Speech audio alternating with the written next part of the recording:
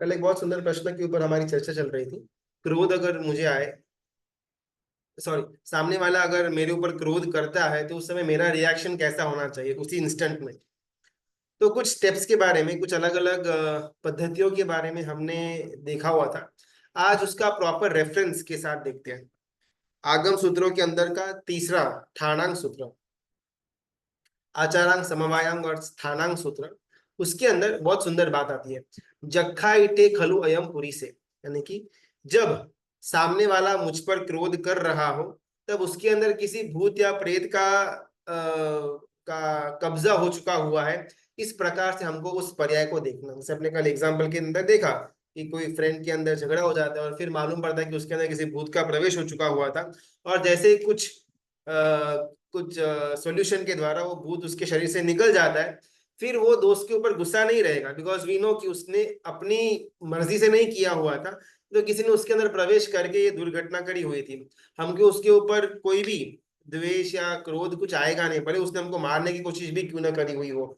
Same thing, जब हमारे सामने कोई व्यक्ति क्रोधांत होकर के अगर हमारे साथ अनिष्ट या दुर्घटना करने का प्रयत्न करता है, अपशब्द बोलने का प्रयत्न करता है, तो उस समय उसके अंदर किसी भूत का प्रवेश हो चुका हुआ है। ये बेस्ट ऑप्शन है। सेकंड, फर्स्ट, जखा इट्ठे खलु अयम पुरी से। सेकंड आता है ऑप्शन स्टेज, अम्मा ये पत्ते खलु अयम पुरी से। समझो कि अपने बर्थडे या कुछ मैरिज की एनिवर्सरी के दिन हमको लगा कि अपन कुछ अच्छा कार्य करते हैं, तो कोई जो पागलों की जो हॉस्पिटल होती है, फिर उनका जो अनाथ आश्रम टाइप होता है, वहां पर अपन गए जहां पर मेंटली डिस्टर्ब्ड लोगों को रखा जाता था। और हम उनके लिए फ्रूट लेकर गए, उनके लिए थोड़ा केक का टुकड़ा लेकर के गए, मिठाई लेकर के गए, और हम रूम रूम या जो उनका कमरा था वहां पर जाकर के ये मिठाई देते हुए आगे बढ़ रहे हैं। अभी इसमें से किसी पागल ने हमारे हाथ से केक लिया और हमारे मुंह पर ही उसको लपेट दिया, तो हमको उसके ऊपर गुस्सा नहीं आएगा, बिकॉज वी नो कि बेचारा मेंटली डिस्टर्ब्ड है। अगर ये पागल जैसी हरकत नहीं करेंगे तो मैं और आप थोड़ी करने वाले हैं। जिस प्रकार हमको उस समय बुद्धि चली कि बेचारा पागल है, वो गुस्सा के पात्र नहीं, वो द्वेष के पात्र नहीं, वो दया का पात्र है, उसी प्रकार क्रोधांत व्यक्ति को देख करके भी हमारे मन के अंदर उसके लिए अणगम या द्वेष का भाव न जन्मते हुए दया का भाव जन्मता। बेचारा क्रोध के कारण पागल हो चुका हुआ है, जैसे ही उसका पागलपन पूरा होगा वापस वो स्थिर हो जाएगा। तो उस पागलपन का जो भी वो आधा एक घंटे का समय जिसका अंदर रहा हुआ था, वो एक पागल व्यक्ति की तरह, जैसे अपने को एक दया की भावना, एक एक बेचारेपने का एक भाव जागृत होता है, वैसा ही भाव सामने वाला जब मेरे ऊपर क्रोधित हो रहा हो उस समय उत्पन्न होना।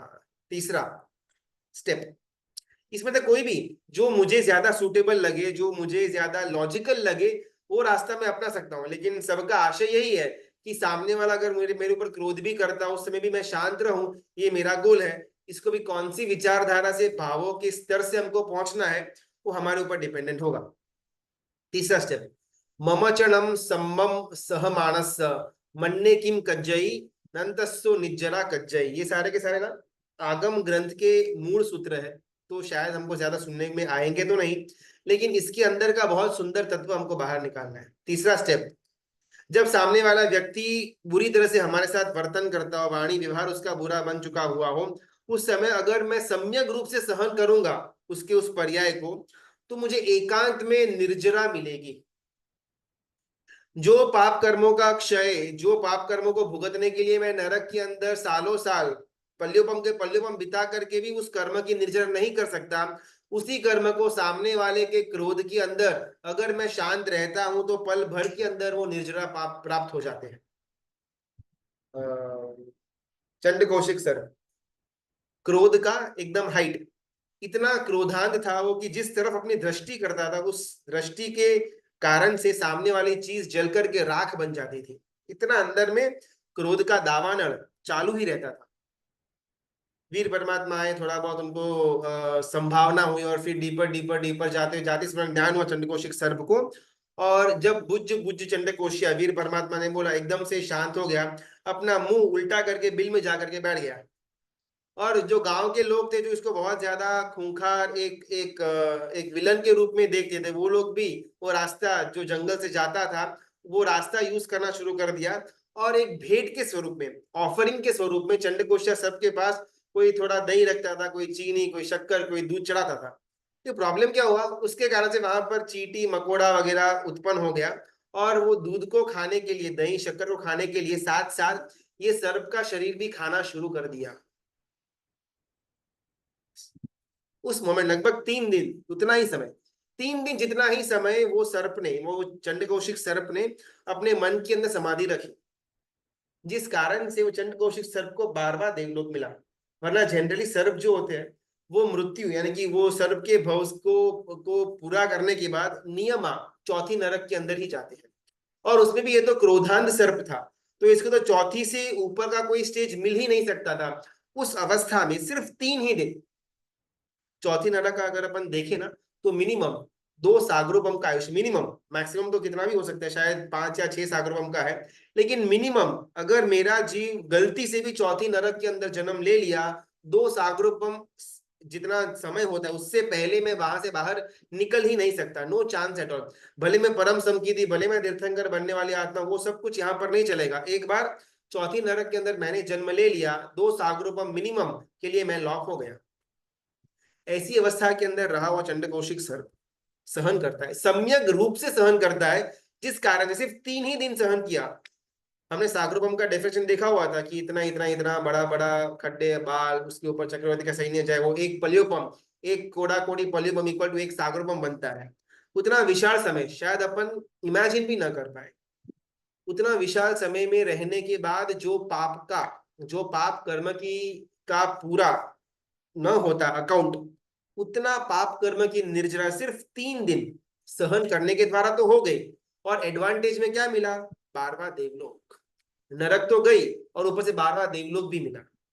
सम्यक रूप से अगर मैं सहन करता हूं तो एकांत निर्जरा अवश्य मिलेगी। लेकिन अगर मैं उस क्रोध वाले, सामने वाले के क्रोध के आवेश के अंदर अगर मैं भी उत्तेजित हो जाता हूं, तो एकांत पाप कर्म का बंध अवश्य होगा। उसी उसी चंद्रकोष्या के पूर्व भाव के अंदर अगर अपन देखें तो कोई ऋषि मुनि जैसा था, अपने एरिया के अंदर जितने भी फल के वृक्ष थे उसको बहुत जबरदस्त उसके ऊपर राग था, बच्चे आकर के चोरी चुप के अंदर आ जाते थे, वो तापस का जो आश्रम था, और अंदर आकर के फल चोरी करके भाग जाते थे। बस गुस्सा आया, मेरा फल मेरा पेट, मारने को भागा, दिखा नहीं, पेड़ से टकराया, सिर फूटा, मर गया। छोटी घटना, मेरे द्वारा बोए हुए पेड़ है, मेरी सीमा के अंदर है, मेरे मेरे आश्रम की जो बाउंड्रीज है उसके अंदर पेड़ आए हुए हैं। सो बहुत सिंपली ये मेरी संपत्ति कही जाएगी। अभी कोई स्कूल जाते हुए बच्चे वहां पर आए, 2 4 5 6 फल ले लिए, इससे मुझे कोई फर्क नहीं पड़ने वाला। लेकिन मेरे अंदर बैठा हुआ क्रोध जागृत हुआ, सामने वाले ने ऐसी कोई घटना, कोई चेष्टा की जिस कारण से मेरे अंदर क्रोध जन्मा, और वो जो तापस का पर्याय था, वो जो पंचेंद्रिय मनुष्य का पर्याय था, वहां से डायरेक्टली चंडकोशिक सर्प के भव के अंदर उनका ट्रांसफर हुआ। क्षण भर के लिए अगर मैं क्रोध को कंट्रोल नहीं कर पाता तो एकांत में पाप कर्म का बंध। क्षण भर के लिए भी अगर मैंने मेरे क्रोध को कंट्रोल कर लिया, सामने वाले के पर्याय, सामने वाले की मिस्टेक के अंदर अगर मैं बह करके नहीं जाता, मैं अपने आप को समता भाव के अंदर रखता हूं, तो एकांत में निर्जरा। अभी डिसाइड हमको करना है, हमको एकांत में पाप कर्म का बंद करना है या एकांत में निर्जरा करनी है। गुरुजी, हाँ, एकांत पाप का कर्म मतलब? एकांत यानी कि कंपलसरी, और कोई ऑप्शन है ही नहीं। अगर सामने वाले ने कुछ मेरे साथ गलती की और अगर मैं क्रोधित हो जाता हूं, तो एकांत यानी कि बाय डिफॉल्ट मुझे पाप कर्म का बंध ही होने वाला है। फिर चाहे गलती उसकी हो, मेरा कोई फॉल्ट नहीं था, मैं तो बराबर ही चल रहा था, उसने कुछ ना कुछ बखर जा कुछ प्रॉब्लम्स क्रिएट किए, उस कारण से उसको क्रोध आया और मैं तो बस प्रतिसाद दे रहा था, ये कोई दलीलें नहीं चलेगी। एकांत में यानी कि सिंगल रूल अप्लाई होगा कि अगर सामने वाले के क्रोध के आवेश के अंदर अगर मैं आ जाता हूं, मैं भी क्रोधित हो उठता हूं, तो एकांत में विदाउट एनी सेकंड ऑप्शन सिर्फ पाप का बंद होने वाला है। उसमें अगर दिखने नहीं वाली कि भाई आपकी गलती नहीं थी, उसकी गलती थी, उसका प्रॉब्लम, ये कुछ भी दिखने में नहीं आएगा। मैंने क्रोध किया, मेरा पाप कर्म का बंद चालू। अगर आगे वाले के क्रोध के कारण हम निमित्त है उनके क्रोध के लिए, तो उसके लिए भी पाप कर्म लगता है। देखो अभी इसमें कैसा है ना, अपने को अपने कक्षा के हिसाब का धर्म करने की बात आती है। महोपाध्याय जी, यशोजी जी महाराजा का 350 गाथा का जो स्तवन है सिमंदर स्वामी परमात्मा को, उसमें लगभग ना 18वां या 20वां एग्जैक्टली गाथा, बस 18वां या 19वां 20वीं गाथा के आसपास की एक गाथा के अंदर बहुत सुंदर वो रहस्य बताते हैं कि जीव का जो गुणस्थानक में ऊपर ऊर्ध्वगमन भी होना चाहिए वो क्रमबद्ध होना चाहिए। अगर एकदम झड़पी झड़पी में एकदम जंपिंग जंपिंग कर दिया ना तो उसमें नीचे गिरने के चांसेस बहुत ज्यादा हो जाते हैं। ये कौन कह रहे हैं? महोपाध्याय जी भगवान, कि आप धर्म के लेवल के अंदर अगर आगे बढ़ रहे हो तो स्टेप बाय स्टेप आगे बढ़ो। एकदम से मैं कल को मतलब आलू प्याज चीज खा रहा था और आज एकदम से मैं सिद्धि तप के भाव आ गए, एकदम से मैं 99 के भाव आ गए, ये अच्छा है। लेकिन ये जो एकदम क्रमबद्ध पर्याय के बिना अक्रमबद्ध पर्याय से अगर अपन धर्म के अंदर आगे बढ़ते हैं, ज्यादा फल नहीं देता और सेकेंड थिंग ज्यादा लंबा टिकता भी नहीं। अभी ये मेजॉरिटी के लिए बात है, अपन सिंगल सिंगल घटनाओं को पिन पॉइंट करके नहीं बोल सकते, लेकिन प्राय करके जीव का क्रमबद्ध पर्याय के अंदर मोक्ष मार्ग में आगे बढ़ने की बात आती है। अभी इसको अपन बेस बना करके, मुझे क्रोध नहीं आना चाहिए, मैं एकदम समता के अंदर रहूं, ये वो सब बातें बराबर। अभी अभी अपन प्रैक्टिकल एग्जांपल लेते हैं। किसी के साथ समझो कि मेरा 5-10 साल पहले कुछ लफड़ा हुआ था, कुछ बहुत बड़ा झगड़ा हुआ था, उसके बाद ठीक है हमने मिच्छम दे दिया, मन से अपना वो अशुभ भाव भी निकल गए, ओके। लेकिन प्रॉब्लम क्या होती है ना, जब जब मेरा सामना उस व्यक्ति से होता है या फिर जब जब उसका चेहरा मेरे सामने आता है, मेरे अंदर वापिस वो 10 साल पुराना जो घटना हुई थी वो एकदम संस्मरण में ताजी हो जाती है और फिर से मैं थोड़ी बहुत द्वेष की धारा के अंदर चला जाता हूँ। तो मेरे लिए उत्तम क्या होगा? और यहाँ पर गुरु भगवंत कहते हैं कि वैसी व्यक्ति कि जिनको देख करके मेरे अंदर कोई पुराना पड़ा हुआ द्वेष या क्रोध कषाय जागृत होता हो, तो वैसी व्यक्तियों को अवॉइड करना वो तेरे लेवल का बेस्ट धर्म है। मैं अभी यहाँ पर किसी और चीज का आलम्बन सूर्य महाराजा हो या फिर कोई ऐसी महान व्यक्ति की जिन्होंने अपने दोषों के सामने जंग लड़ी हुई थी, चलो आ जाने दो वो आदमी को, मेरे को क्रोध नहीं आएगा, मैं अपने आप की टेस्टिंग करूं, वो सब मूर्खामी न करते हुए मुझे मालूम है कि मैं वहां पर जाऊंगा, उस आदमी से अगर मेरा मिलन होगा, बातचीत होगी, तो तो पुराना वो जो मन के अंदर एक खटास भरी हुई है वो बाहर निकलने ही वाली है। तो मैं उस व्यक्ति को, उस स्थान को अवॉइड करूं, ये मेरे लिए बेस्ट ऑप्शन है।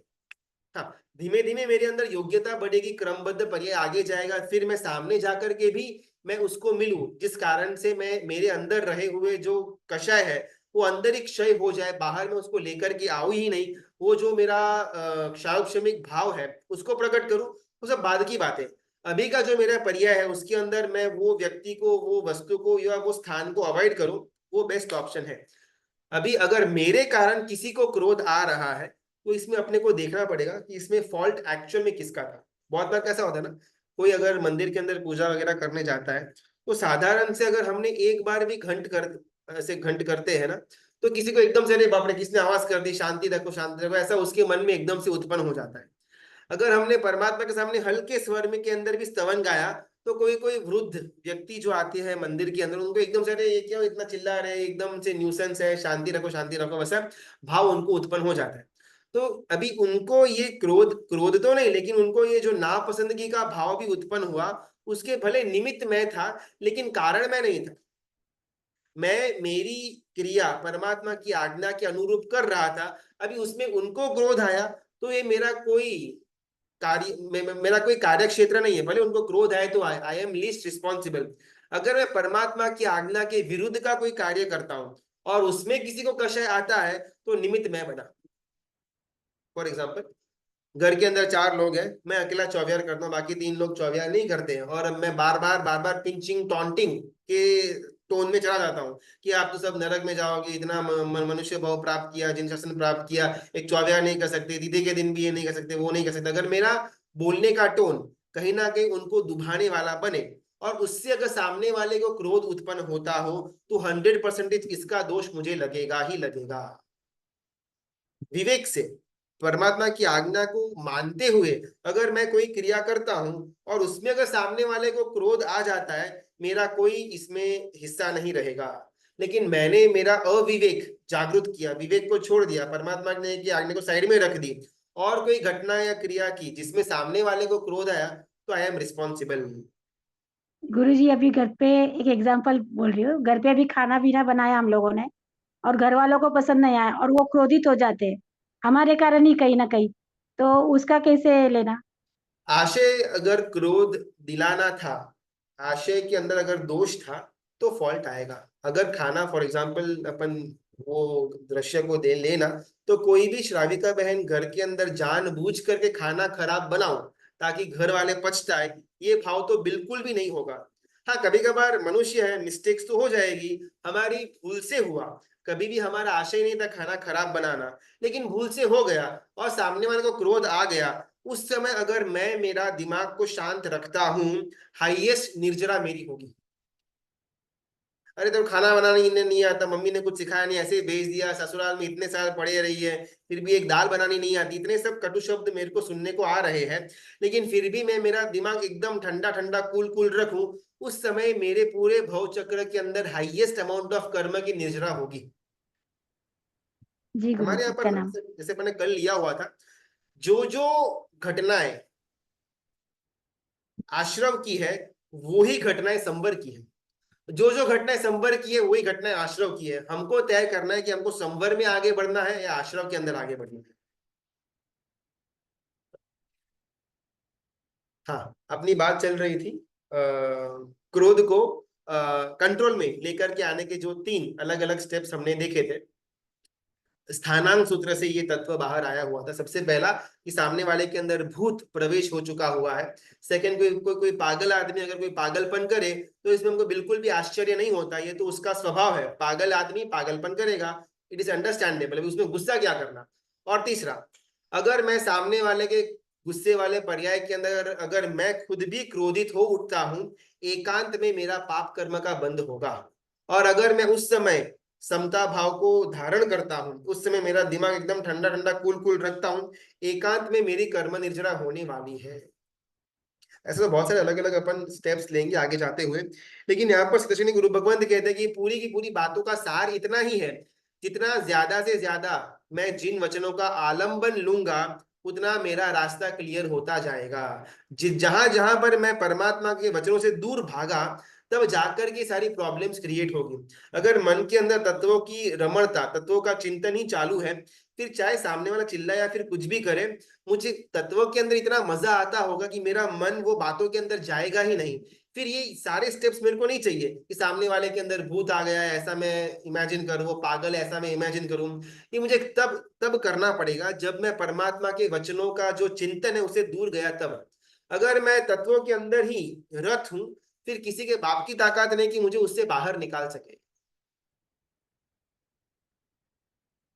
कर्म थी कल्पना उपजे, पवन थी जिम जलदी भेल रे।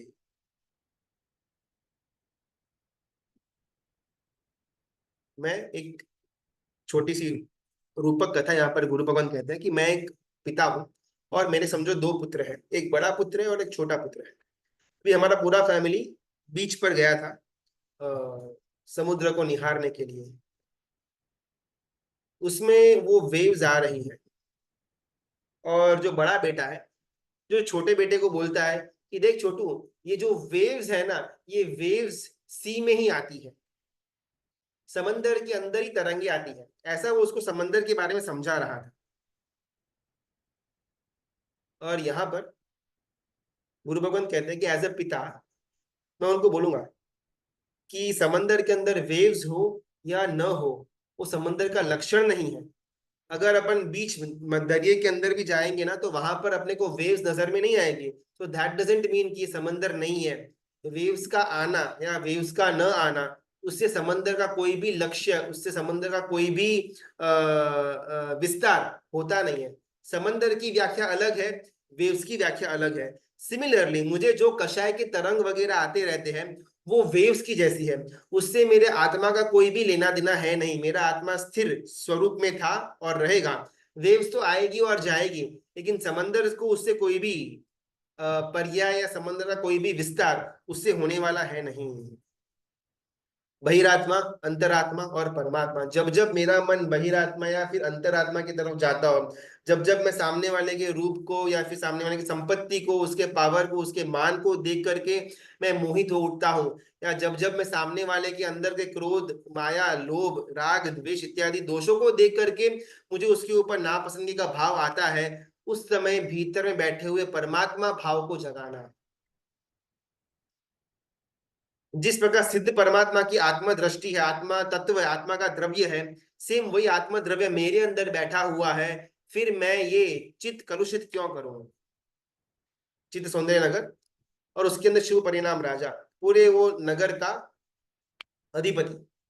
और वो उसका मेन काम क्या है नगर के अंदर, वो राजा का तो बात आती थी, दुष्टा नाम निग्रह सक्त, जो दुष्ट लोग है, जो दोष है, उसको बाहर ही कैद कर, बाहर ही उसका जो नगर है उसके बाहर रखना, उसके गेट से अंदर दोषों को एंट्री नहीं देना, ये वो राजा का कर्तव्य है।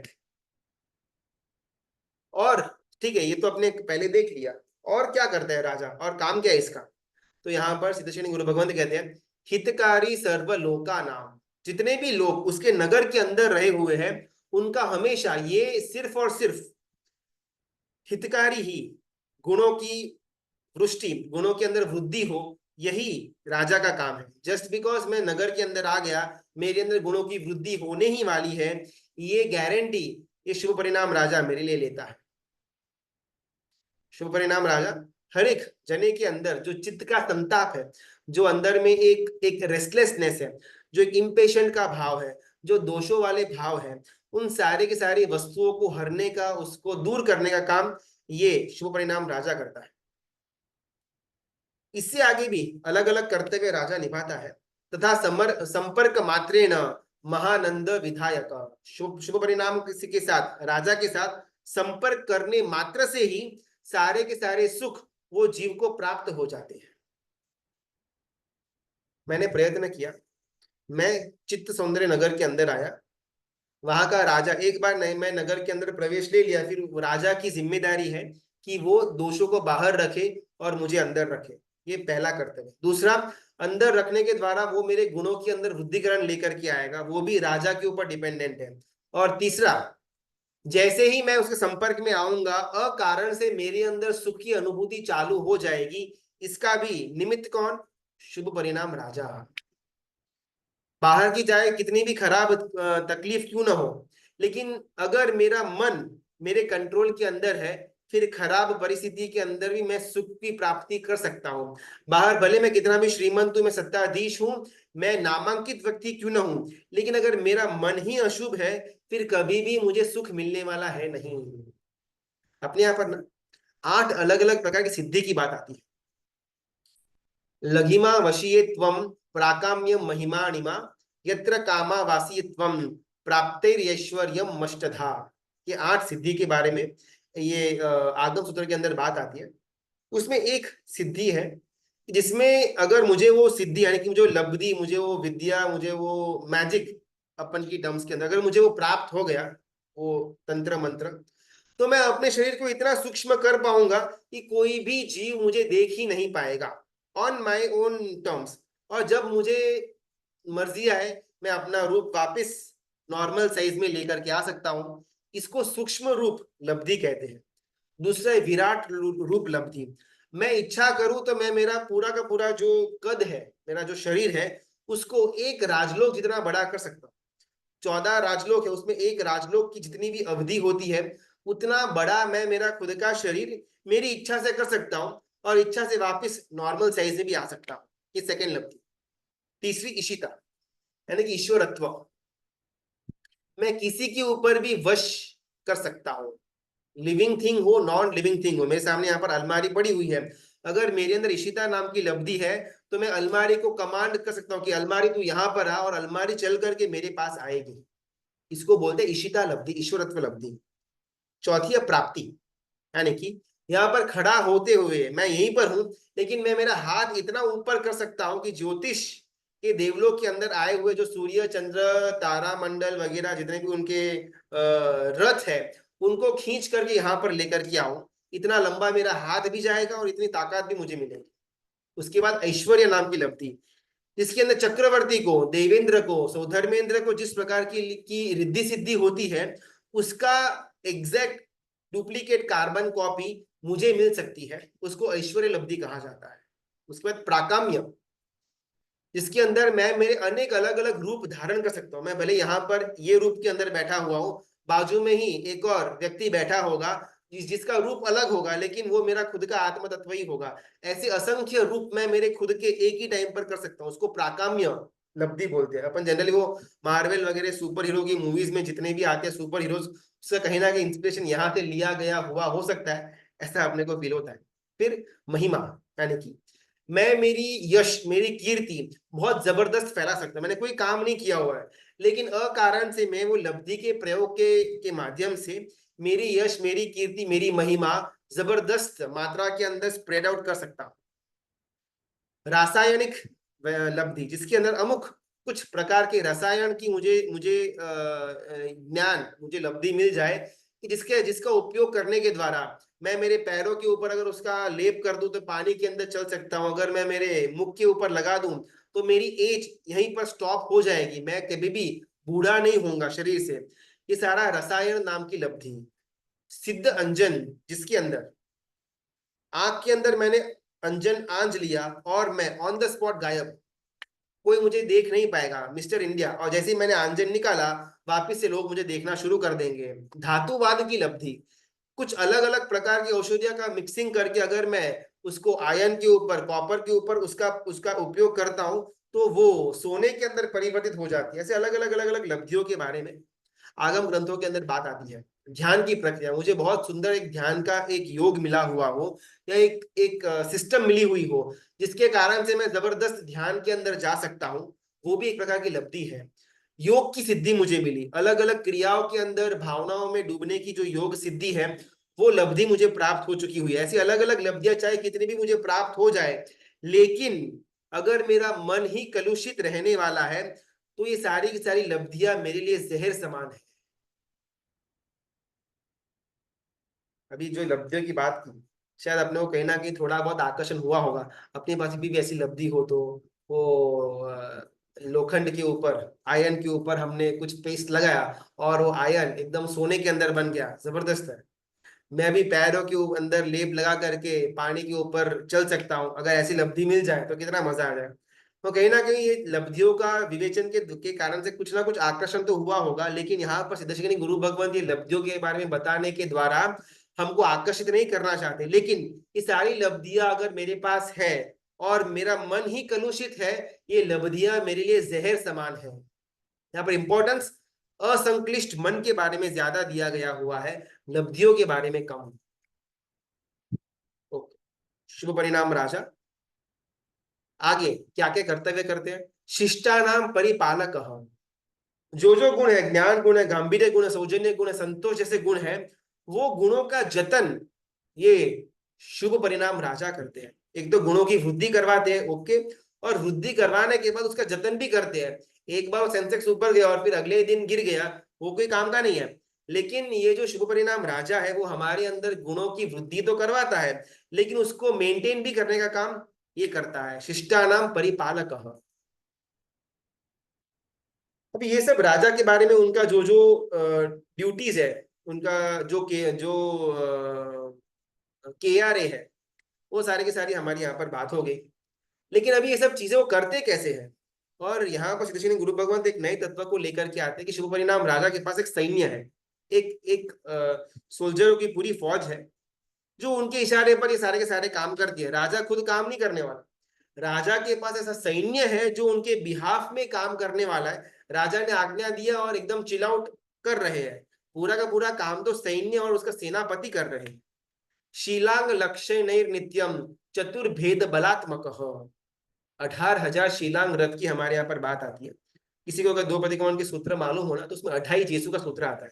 28 जेसु दिवस मुद्देसु पनरससु कम भूमिसु जावंत केविसौ रय हरण गुच्छ पड़िग धारा पंच महावत धारा 18 सहस शीलांग धारा अक्षुय यार चरित यहाँ पर 18,000 शीलांग रथ की बात आती है। वो एक अपन अलग से टॉपिक लेंगे कि 18,000 एग्जैक्टली हुआ कैसे, अलग अलग महाव्रतों के अंदर की अलग अलग अणुव्रतों के अंदर का परम्यूटेशन और कॉम्बिनेशन के द्वारा 18,000 का नंबर आता है। एक इंद्रिय, बे इंद्रिय, तीन इंद्रिय, चौर इंद्रिय, पंच इंद्रिय, मन वचन काया से अगर इसको अपन परम्यूटेशन कॉम्बिनेशन के अंदर लेकर के जाते हैं तो एक फिक्स अमाउंट एक नंबर आता है, उसको 18,000 शीलांग रथ कहा जाता है। अभी 18,000 शीलांग रथ की एक चतुरंगी सेना शुभ परिणाम राजा के पास है, और चतुरंगी यानी कि रथ भी है, पायदल यानी कि वॉकिंग सोल्जर्स भी है, हस्त यानी कि एलिफेंट का भी एक एक दल है, और अश्वदल घोड़ों का भी दल है। इन चारों को मिला करके चतुरंगी सेना कहा जाता है। ये शुभ परिणाम राजा के पास 18,000 शीलांग रथ, चतुर रंगी सेना जिसके अंदर मिश्रित हो चुकी हुई है, ऐसे शीलांग रथ के के सैनिक उसके कंट्रोल के अंदर है, जिनके द्वारा नगर का रक्षण करना हो या नगर के अंदर के जीवों को सुरक्षित रखना हो, ये सारे के सारे काम ये 18,000 शीलांग रथ के सैनिक करते हैं। ये तत्व, ये उपमा उपमेय और हेतु के द्वारा समझना है, बिकॉज यहाँ पर कोई राजा नहीं है, कोई यहाँ पर सेना वगैरह कोई हमारा रक्षा नहीं करने वाला। मैं खुद ही राजा है, मैं खुद ही अंदर का प्रजा है, मैं खुद ही शीलांग रथ है, और मैं खुद ही दोष भी है।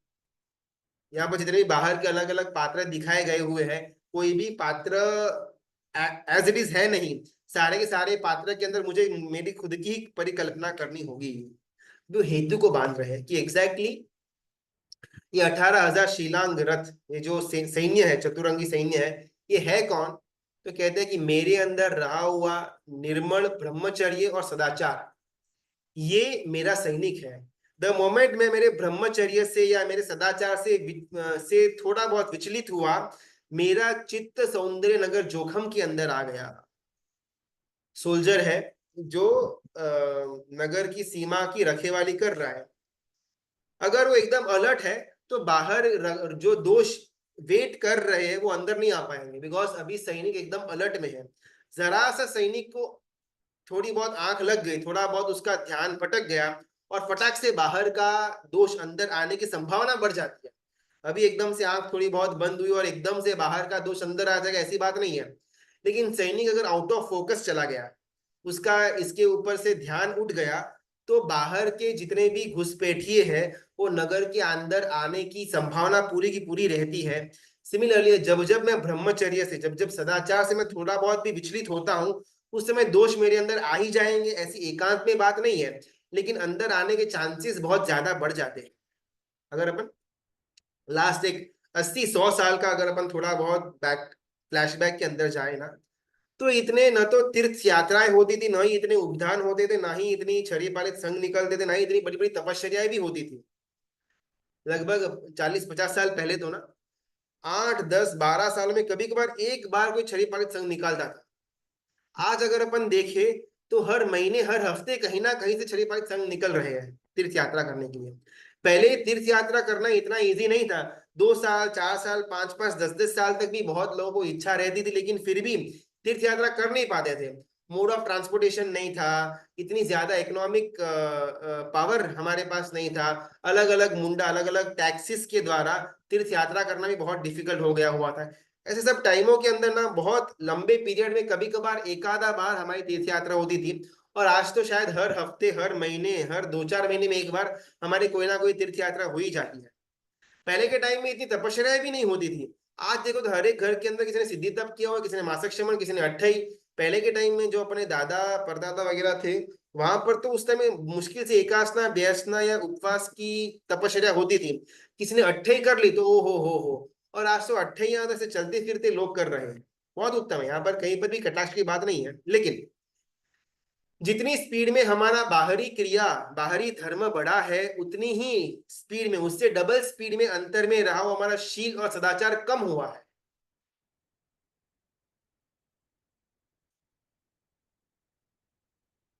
हमारे परिवार में कोई ना कोई तो ऐसा परिवार के अंदर कोई ना कोई सदस्य तो जरूर होगा कि जिसने या तो कोई तीर्थ निर्माण करवाया हुआ होगा, या कहीं मंदिर का निर्माण करवाया हुआ होगा, या कहीं बहुत बड़ा जीर्णोद्धार का लाभ लिया हुआ होगा। आज से 50-80-100 साल पहले इतना इजीली सब कुछ होता नहीं था, लेकिन आज ये सारे के सारे जो बाहरी धर्म है, उपदान बोलो, नवाणु बोलो, चरिपालित संघ बोलो, परमा तीर्थ का जीर्णोद्धार या उसका नवीनीकरण, ये सब कुछ आज के जमाने में जितना फास्टर स्पेस में और जितनी क्वांटिटी के अंदर हो रहा है, बहुत अनुमोदनीय है।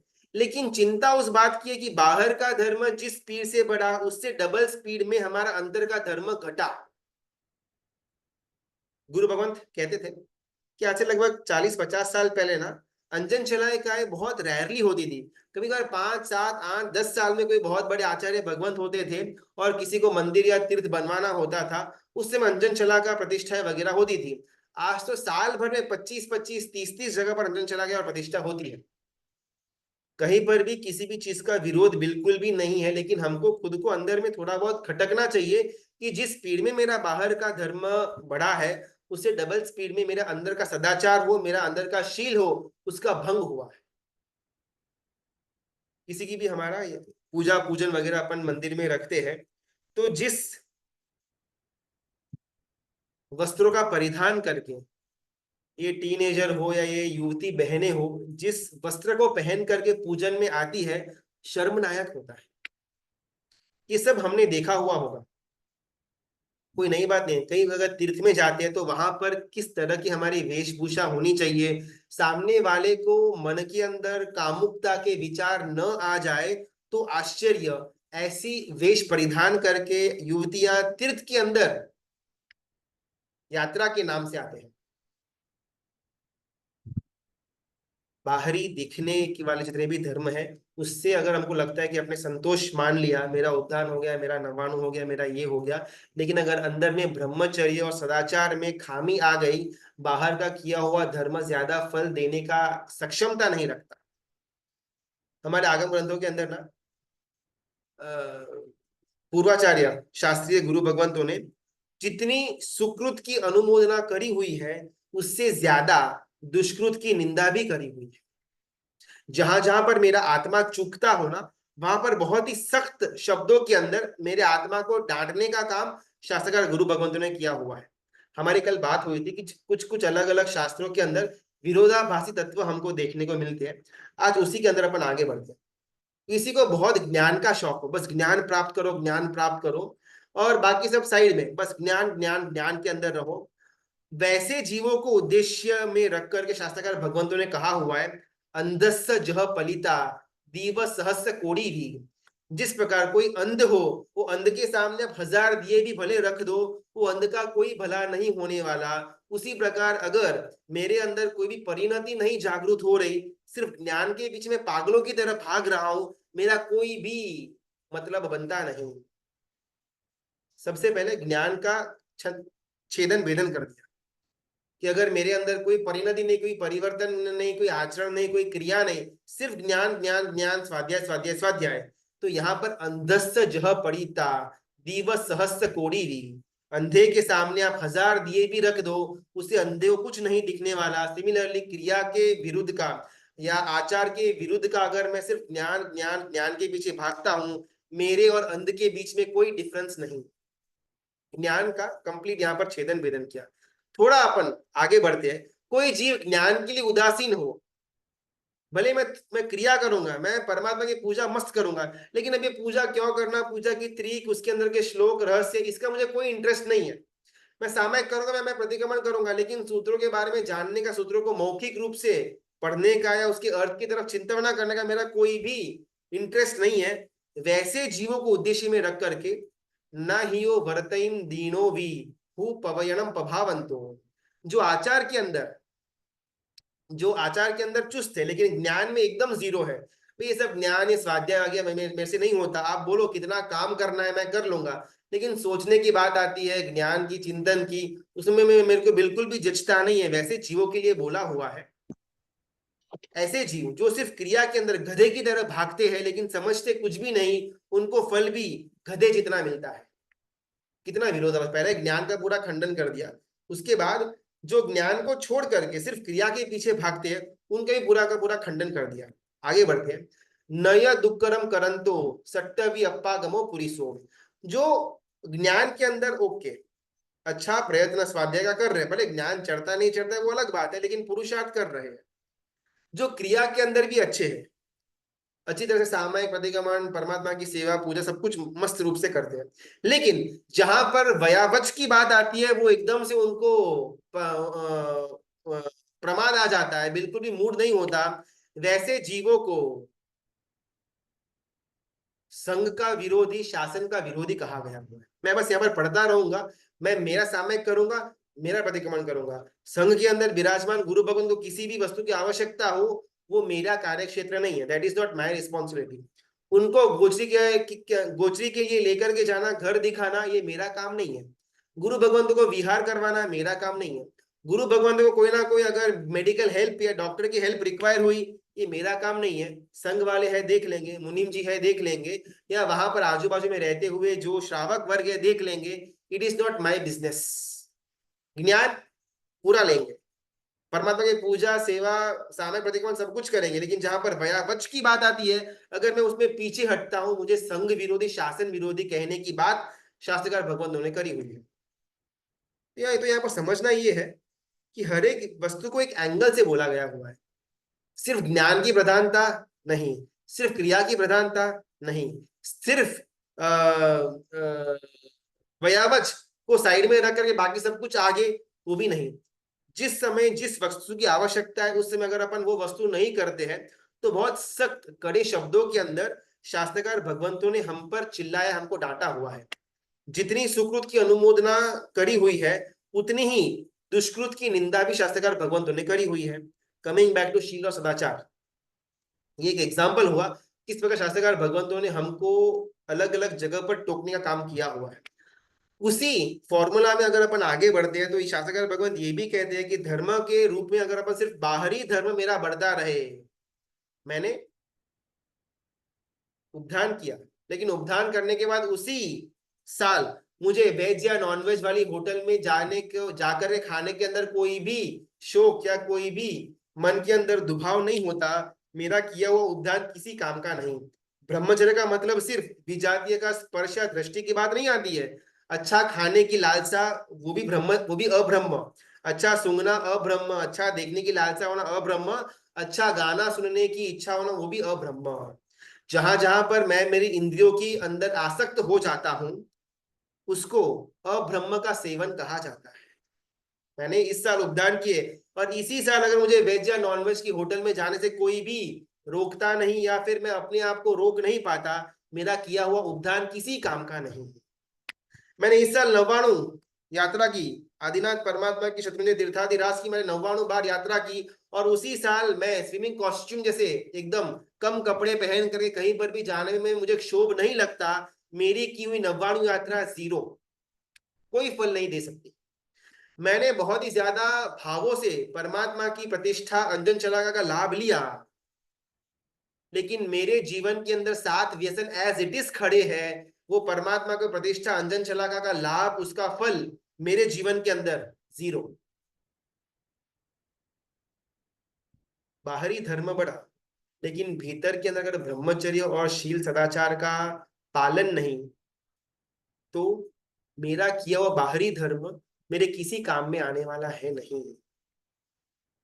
वो एक बहुत बड़ा जहाज होता है, एकदम मस्त बना हुआ है, वो कभी डूब नहीं सकता। उसको चाहे आप कितने भी गहरे समुद्र के अंदर लेकर के जाओ, कितने भी हाई वेव्स या लो वेव्स में उसको लेकर के जाओ, जहाज बिल्कुल भी डूबने वाला है नहीं। मैंने उपधान तप करके, मैंने 99 की यात्रा करके, मैंने वो मोक्ष माला पहन करके मेरे लिए भव समुद्र से पार उतरने का वो एक नाव मेरे नाम कर दिया। अभी मेरे पास भी ऐसी बोट है, जो बोट मुझे भव समुद्र से बाहर उतार करके ही रहेगी, चाहे कितनी भी भरती या ओट आए, नाव डूबने वाली है ही नहीं। लेकिन जैसे ही मुझे नाव मिली, मैंने मेरी दुर्बुद्धि से क्या किया, खुद के हाथों से ही, खुद के हाथ में हथौड़ी लेकर के खुद ही नाव के तलिए में फ्लोर पर बैठ करके नाव को तोड़ने का काम किया। चाहे कितनी भी स्ट्रॉन्ग वेल मेड नाव क्यों ना हो, अगर मैं अंदर बैठा हुआ खुद ही नाव को तोड़ने का काम करता हूं, फिर किसी भी क्वालिटी की नाव इस समुद्र से पार नहीं उतार सकती। उपधान करने के बाद, नवाणु करने के बाद, प्रतिष्ठा अंजन चलाका का कार्य करने के बाद, अगर मैं मेरे अब्रह्म के सेवन के अंदर आगे बढ़ता हूं, यानी कि मैंने जो धर्म क्रिया करने के द्वारा मेरे लिए नाव का बुकिंग करवाया हुआ था, जो नाव की डिलीवरी भी मुझे मिल गई, उसी नाव के अंदर बैठ करके मैं वही नाव को होल्ड करने का काम कर रहा हूं। ब्रह्मचर्य, ब्रह्म यानी कि आत्मा, और चर्या यानी कि चरना, रहना हो या उसके अंदर घूमना हो, उसको चर्या बोलते हैं। ब्रह्म यानी कि आत्मा के अंदर की रमणता, उसको ब्रह्मचर्य कहा जाता है। जहां जहां मैं विजातीय के स्पर्श के अंदर उनको देखने के अंदर गया, मेरा आत्मा पर से फोकस निकल के करके बाहर गया, वो मेरा अब्रह्म। जहां जहां खाने की लोलुपता के अंदर मैं आगे बढ़ा, मेरा फोकस आत्मा से दूर मेरे रसनेंद्रिय के ऊपर गया, वो मेरा अब्रह्म का सेवन हुआ। सेम दिखने के अंदर मुझे लालसा हुई, जो चीजें नहीं देखने जैसी थी, सारे दुनिया की भर की गंदगी मेरे फोन के अंदर पड़ी हुई है, और मैं यहाँ पर रोज परमात्मा की अष्टप्रकारी पूजा करने के लिए आगे बढ़ता हूँ, मुझे उस पूजा से बिल्कुल भी लाभ नहीं मिलने वाला। मैंने मासक श्रमण तप किया, मैंने सिद्धि तप किया, मैंने वर्षि तप किया, मैंने अट्ठे की, मैंने 15 दिन का उपवास किया, लेकिन ये सब कुछ करने के बाद भी जीवन भर के अंदर अगर मैं रात्रि भोजन का त्याग भी नहीं कर पाता, मेरा वो मासक श्रमण, मेरा वो वर्षि तप, मेरा वो अट्ठे का तप जीरो फल देने वाला है। जितनी स्पीड से हमारा बाहरी धर्म बढ़ा, उससे डबल स्पीड में मेरा भीतरी धर्म घटा, कम हुआ। अब इसमें विडंबना क्या हो जाती है ना, जिस स्थान पर आकर के मुझे मेरे पापों का निर्जरा करनी थी, अगर वही स्थान पर आकर के अगर मैं पाप का बंद करता हूं, तो निर्जरा करने के लिए अब मैं जाऊंगा कहां?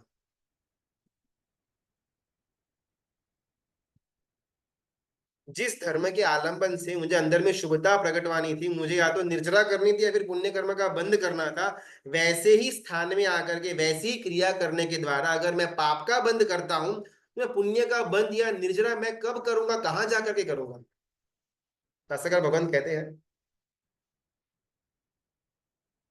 बाहरी धर्म बढ़ा लेकिन भीतरी धर्म घटा, ये बहुत डेंजरस ट्रेंड, बहुत डेंजरस सिचुएशन हमारे लिए उत्पन्न हुआ है।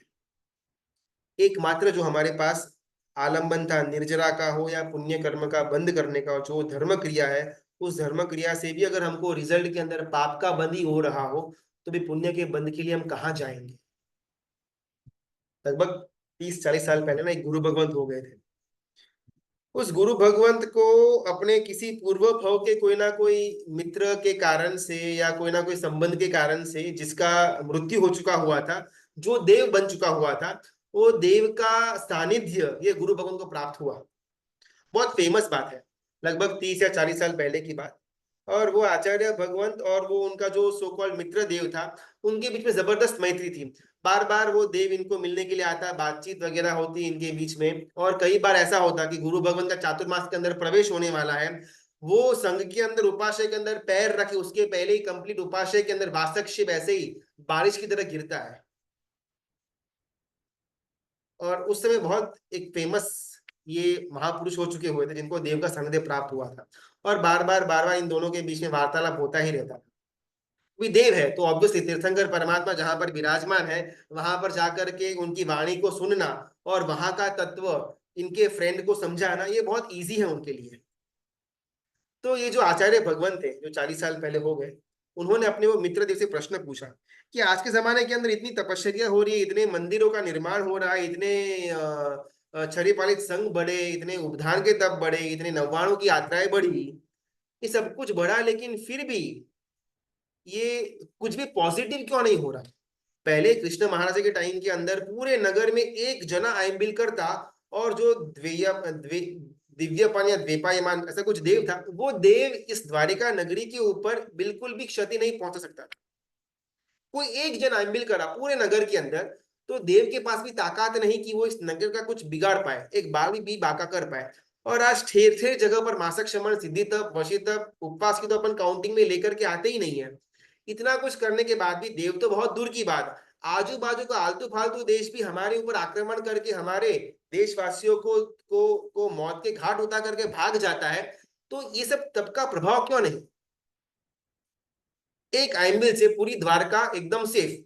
यहाँ पर रोज के शायद हजारों या लाखों आइम्बेल एकासना बैसना होते होंगे पूरे भारत भर के अंदर, फिर भी एक आलतू फालतू पाकिस्तान भी अपने टेररिस्टों को भेजता है 10-15 जनों को, और हमारे मुल्क में आकर के हमारे लोगों को मार करके उनके आदमी लोग भाग भी जाते हैं। ये तब का प्रभाव गया किधर?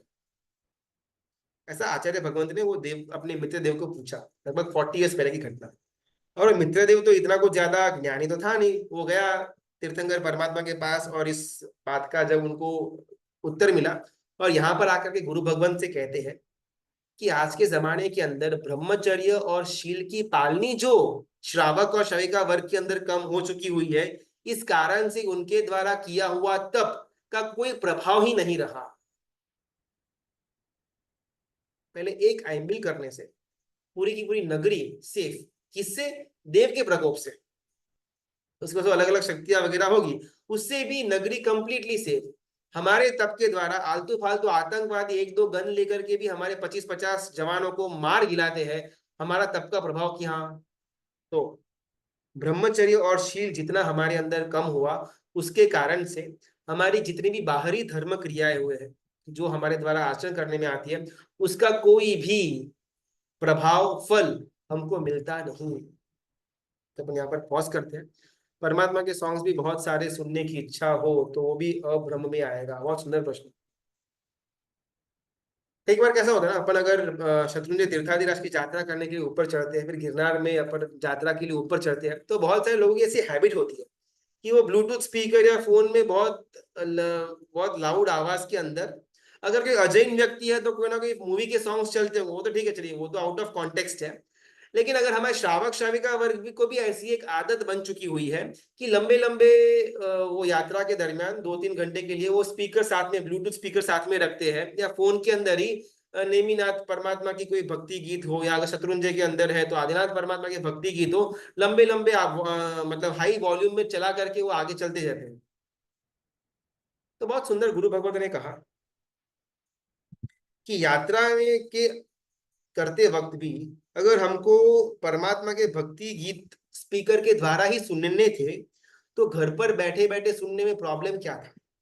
यहाँ पर यात्रा करने आए इसके लिए थे कि हमारा परमात्मा के लिए अंदर का जो भाव है वो अनिशुद्ध बने। अगर सॉन्ग्स, भक्ति सॉन्ग सुन करके भाव आ रहे थे, तो ये सॉन्ग तो घर पर बैठे भी सुन सकते थे। यात्रा करने के टाइम, चढ़ने के टाइम परमात्मा को मिलने की तालावेली अंदर में डेवलप होनी चाहिए, और परमात्मा को भेटने के बाद जब नीचे उतर रहे हैं तब उनको मिलने का संतोष अंदर में होना चाहिए। ये दोनों चीज गायब, और हम यहाँ पर बड़े बड़े ब्लूटूथ स्पीकरों के अंदर परमात्मा के भक्ति गीत चलाते हुए आगे चलते हैं और नीचे उतर करके आते हैं। भक्ति गीत सुनने में कोई प्रॉब्लम नहीं है, लेकिन हमारा व्यवस्थित रूप से उसका उसका अनुसरण हो तो बराबर है। घर के अंदर फ्री बैठे अगर अपन फेसबुक यूट्यूब वगैरह ब्राउज करें, उससे तो बेटर है कि अपन परमात्मा के भक्ति गीत सुने। लेकिन जब यात्रा करने के लिए निकले हुए हैं, उस समय भी वो स्पीकर और भक्ति गीत का सहारा लेना वो उचित नहीं है। तो भक्ति गीत सुनने के अंदर कोई प्रॉब्लम नहीं है, लेकिन प्रॉपर स्थल होना चाहिए।